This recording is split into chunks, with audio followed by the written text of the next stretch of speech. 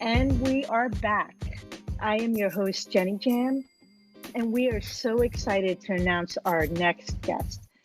She is across from the waters, an accomplished guitarist, studied jazz guitar around Europe, an instructor, a teacher, and has an abundance of tutorials on social media.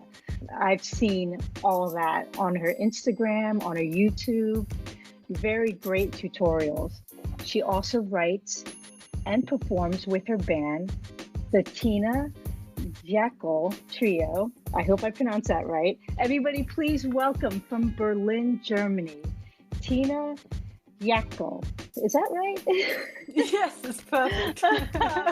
Thank you. Oh gosh, thank you for joining us. Thank you for having me. Oh, I have to say that we found you, as we were doing our daily posts. This is Fret Sisters. Mm-hmm. And I noticed your tutorial, so I immediately followed you on my personal Instagram. Okay. Because the tutorials basically were more jazz, and I loved just how you broke down things, your guitar, and everything. So yeah, welcome. I'm very happy to be here. I'm very excited. And I'm very happy to answer all the questions. Oh yeah, that's great. That's great. Yes, Fret Sisters has gone international again. We're now in Berlin, Germany. How's the weather out there? Yeah, it's actually not so nice. It's raining. It's pretty warm for the time of the year. So it's like, it has a springish feeling, if I might say so, but it's still very gray. Oh, okay. Yeah. That's kind of happening here. I'm in DC, Washington, DC. Oh, okay. Mm-hmm. Yeah. So it seems like it's kind of getting warmer, but it started raining yesterday. I think it's supposed to rain today. So yeah, we're about the same. Yeah. I read your bio and I noticed that in it said that your first song, or you can correct me if I'm wrong, but the first thing that you picked, that you started playing, was Stairway to Heaven. Of course, I resonate with that because I'm a huge Zeppelin fan. And yes, when my instructor taught me Stairway to Heaven too, one of the first songs. So let's go back to that time, your earliest memory of music, getting into guitar. Did you come from a musical family? Like, tell us a bit about that. Yeah, so I'm not coming from a musical family, but I have always been drawn to music very much. And the first memory is playing the recorder. So I played the recorder for like 8 years. I started, I think, when I was 5.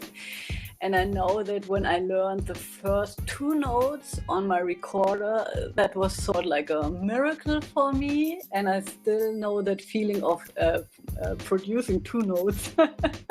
So that's my deepest memory of musical experience. And then I played a lot of instruments actually, but all in a classical background, because there was no jazz around in Europe. There's very few big bands or jazz education in public schools. It's really rather a classical education. So I've been playing the piano, I've been playing the violin, and then I stopped with all of that because I kind of got frustrated with it, because I wanted to be so very, very good, and I was already pretty late, with 10 years already wanting to be a very good piano player. So I stopped with that, and I didn't play an instrument for, I think, 3 years. That's the only time in my life that I can remember that I didn't play an instrument. And then I went on that journey to Greece. I wrote that on my website, and there were so many people playing the guitar. So like really on the beach playing acoustic guitars, and they played Stairway to Heaven. Really? Yes. And that's how it happens. Then I had to learn Stairway to Heaven, and then I just never stopped playing, I guess. Yes. Oh, that's so awesome. That is really great.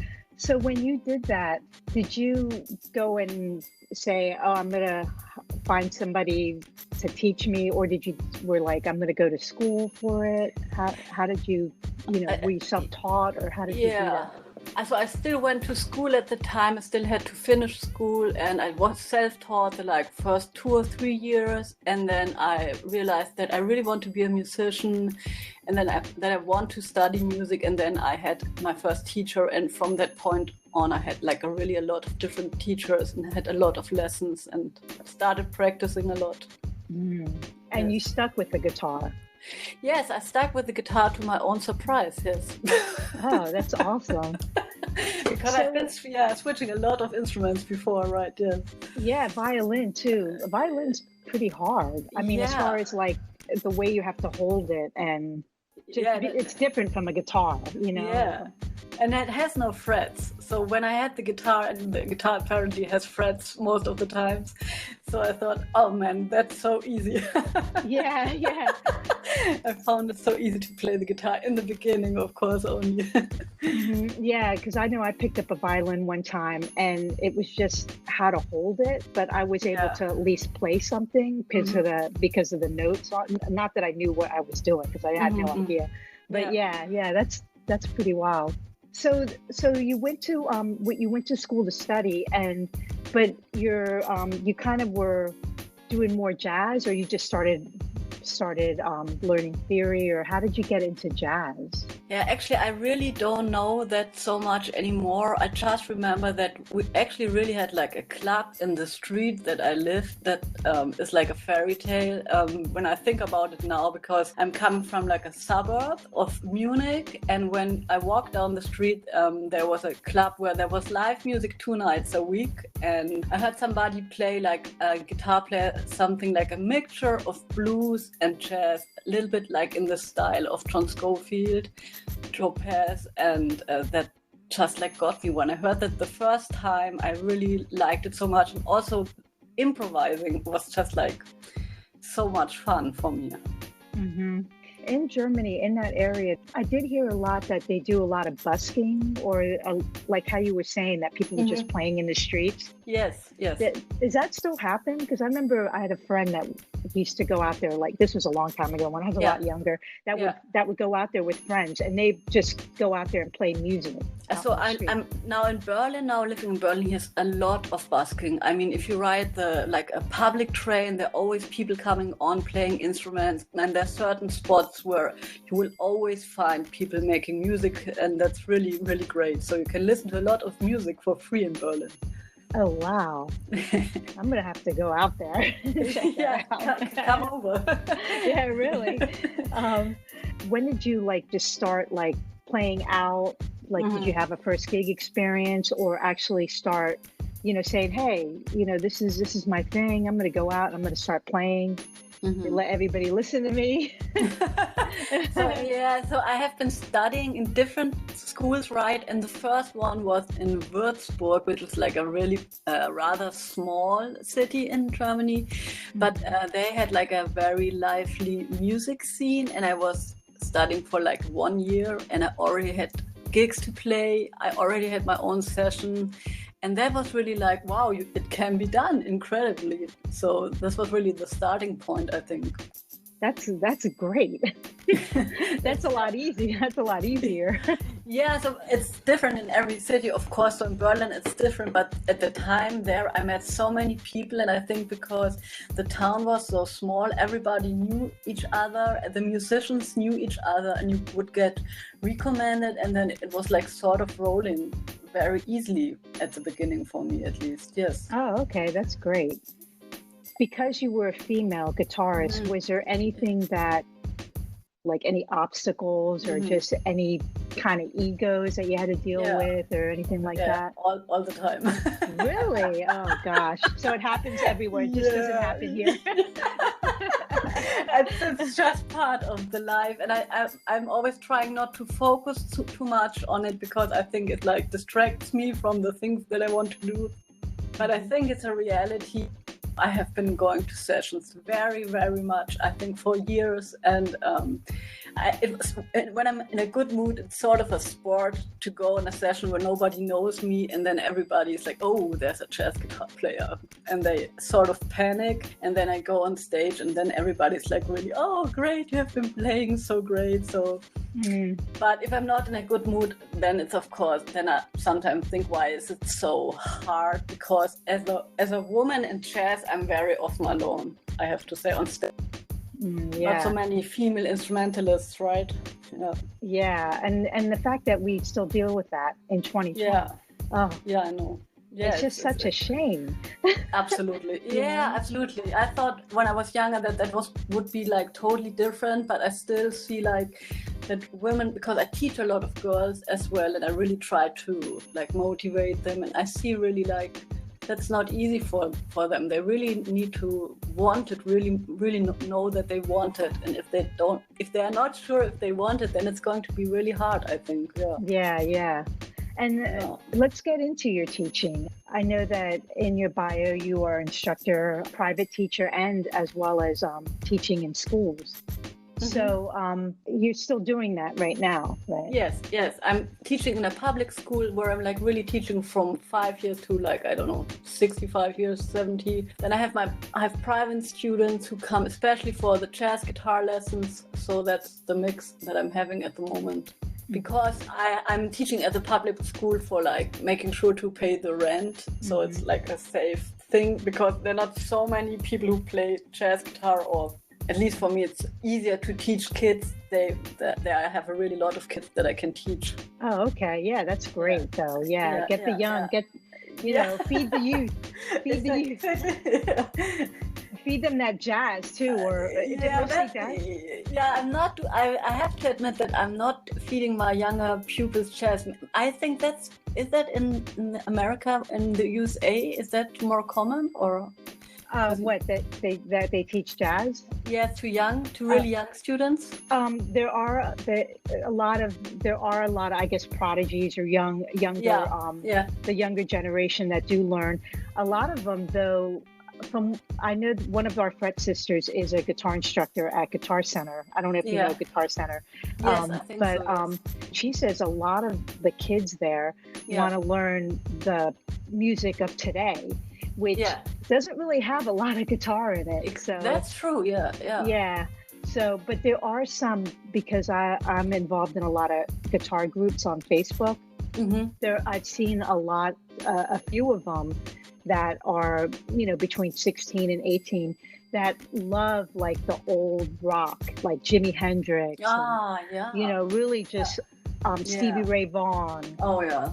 And we noticed, a lot of our guests that we have here on our podcast, a lot of the younger artists that we interview, they are like that too. They're like Stevie Ray Vaughan, Robert Cray, Jimi Hendrix, really old, like classic rock.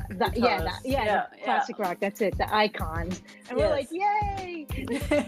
A very good start, I would say. It's like, keep that music alive. Yes, it's true. I read an article that rock guitar is dying or something. I think there was a big article in one of the big magazines, because there are not so many guitar solos around anymore. I don't know if that's true, but it's true that a lot of music that is actually being played in the radio doesn't have so much electric guitar anymore. I know like the recent, I guess, hip hop, they call it, the freestyle kind of hip hop rap kind of stuff. They're bringing back like guitar loops or really like guitar chords kind of thing, almost like R&B jazz, kind of like a little jazz type thing. That's true. So keep teaching those kids. Yes, I will. When did you first start doing the tutorials online? Oh, it's actually 2016 when I was pregnant. That's when I started actually with my smartphone on my couch. Oh, really? So if you want to see the really awful ones, you have to really scroll down, because it's audio and video is really terrible. And also you can see my, like my stomach getting bigger from video to video. Oh, wow. Because I'm pregnant. So it's sort of like a document for myself as well. Yeah. And I realized that I wouldn't go out so much anymore, especially if it would get really loud. So I would still play the concerts. That would be important to me, but I would not hang so much anymore in pubs. And that's why I started sort of like recording those videos. And also like it's another creative outlet for me. And I really very much enjoy doing those videos. Yes, your videos are very informative and they're so great. I mean, because you put graphics on there too as well, which helps so much. And just having somebody taking that time, I just think you're feeding a wide audience, helping out a community of of people that want to learn. I think it's so great. Yeah, if that is like this, I'm really happy. That's really my goal, because probably when you play for a long time and you try to explain something to somebody, it's sometimes really hard to understand what somebody needs, because for myself it's so clear, and then I don't know what I really need to explain then sometimes to the person, especially if it's a wider audience like in YouTube. So many different people from different countries with different skills.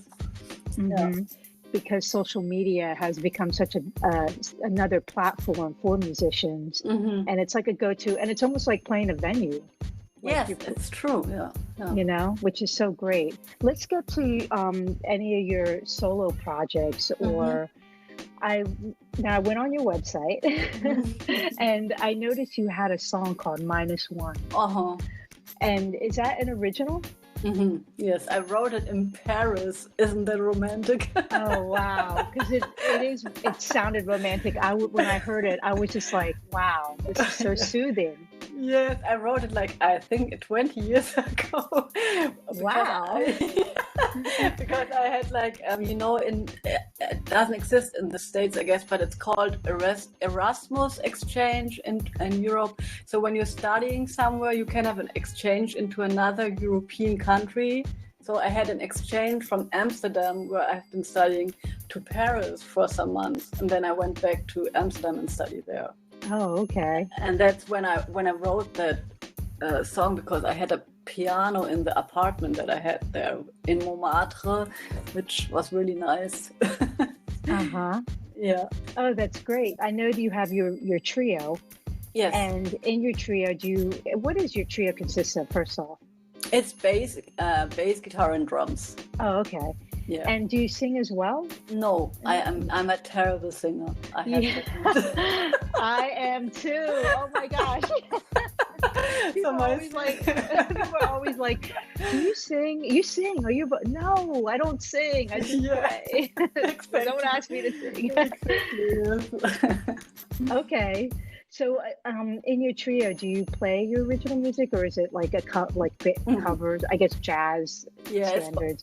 It's both. I try to do like a special arrangement for songs that are more often played, like jazz standards. But then I always also try to write some songs on my own, and then we always work on them and change them up. And yes, that's the process, I guess. Yes.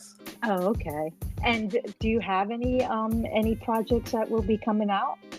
So the thing that I'm at the moment working on is this solo improvisation series I'm doing every Wednesday on my YouTube channel. So this is the most important thing for me at the moment. And then I'm just like playing jazz standards. I try to do that till the end of the year. So we'll have like 52 solo guitar jazz standards improvisations, and then I think that I'm going to make a recording of those standards who are going to have the most clicks or likes, or let the people vote what they like the most, and make in 2021.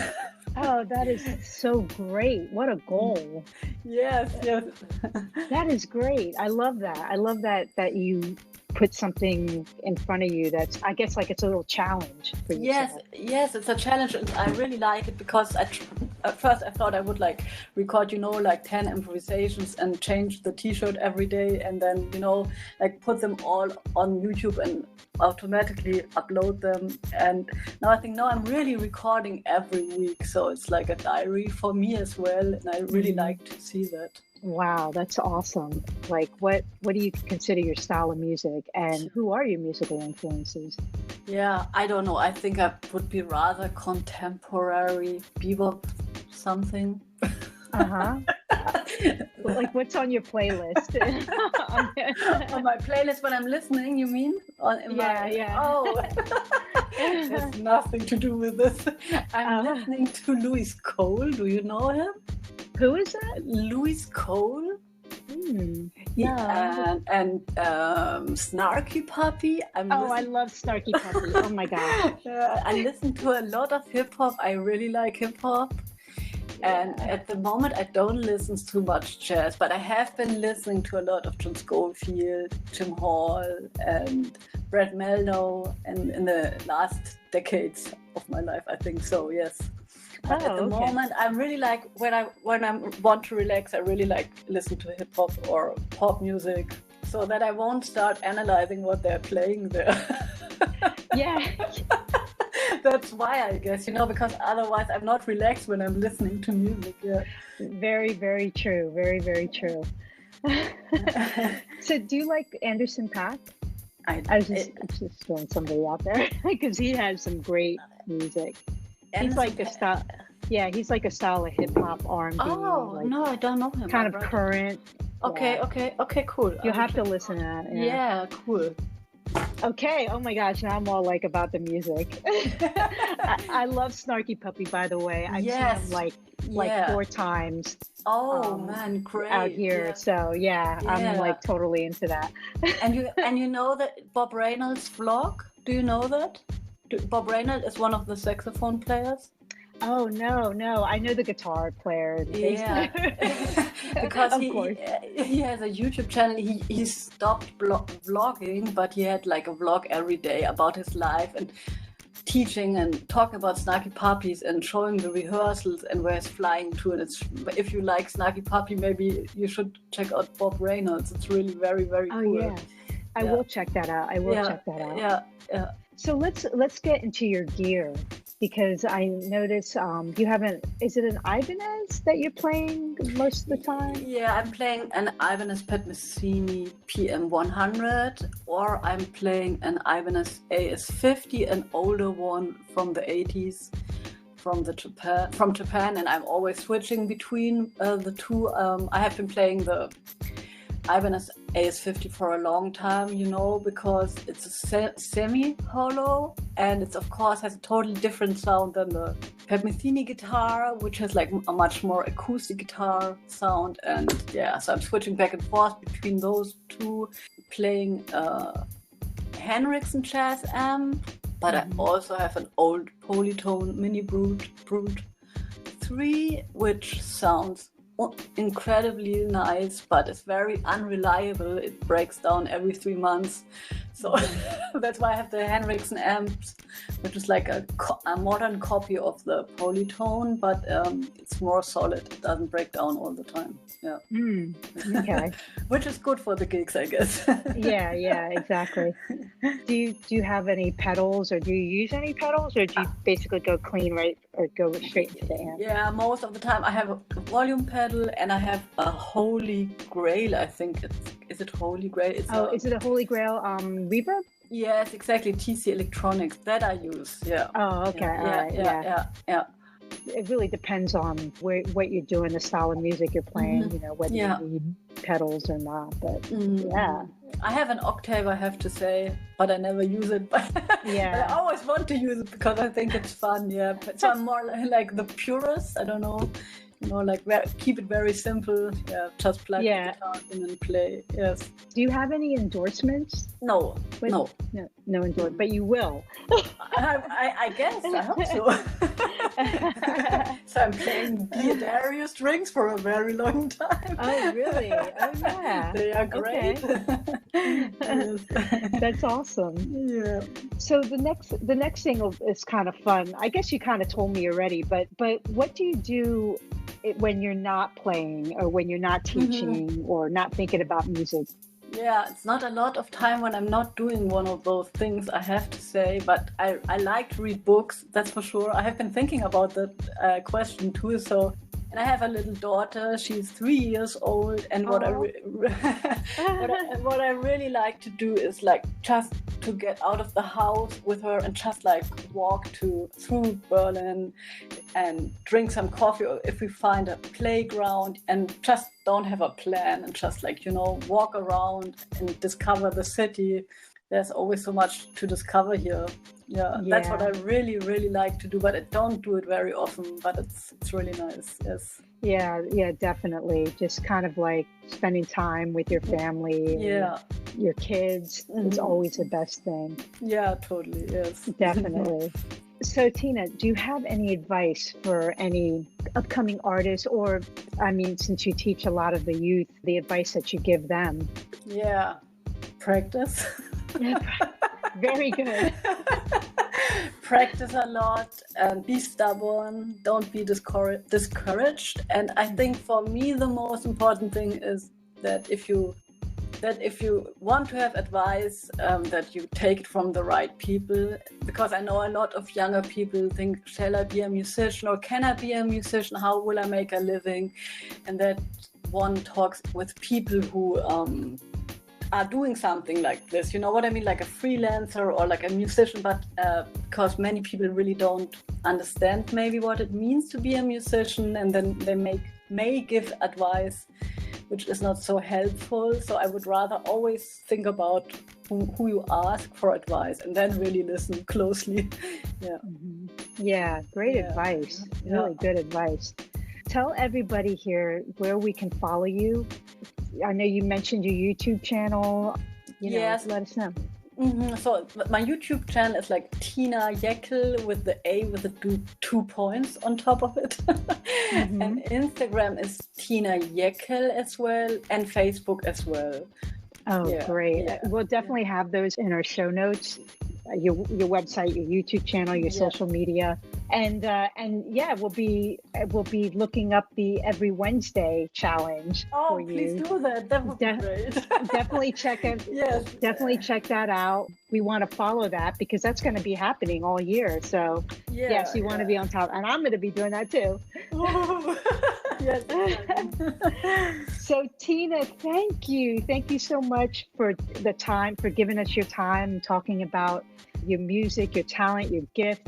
We want to thank you again for being a guest here, all the way from Germany. Wow. This is awesome. Thank you so much for having me again. I really enjoyed this conversation, and I'm really grateful that I could talk to you here on the podcast. Oh, yay. Okay, so I'm your host, Jenny Jam, and again, thank you for listening. Bye. Bye-bye.